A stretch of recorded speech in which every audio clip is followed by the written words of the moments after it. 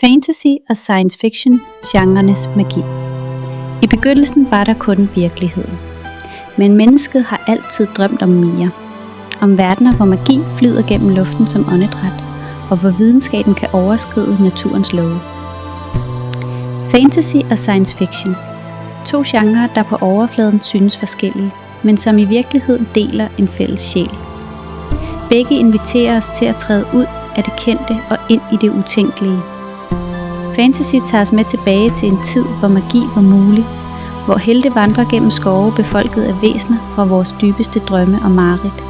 Her regerer ikke fysikkens love, men hjertets og fantasiens kraft. Science fiction kaster os fremad i tiden. Her er teknologien blevet til en ny form for magi. Rumskib sejler mellem stjernerne, kunstig intelligens tænker dybere end mennesker, og fremtiden folder sig ud i uendelige muligheder. Men hvad er det, der trækker os mod disse verdener? Måske er det længslen efter at se os selv i et nyt lys. I fantasy bliver vi til helte med sværd og magi. I science fiction bliver vi til opdagere af galakser og skabere af fremtiden. Begge genrer holder et spejl op for menneskeheden. Fantasy viser os vores ældgamle værdier.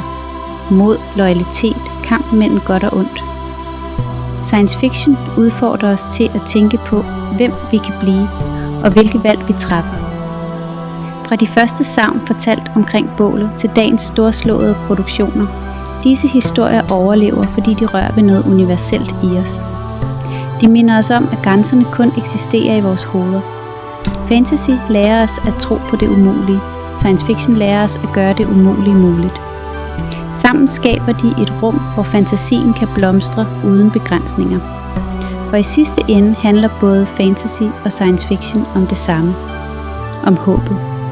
Håbet om, at verden kan være anderledes, bedre, mere magisk end den vi kender.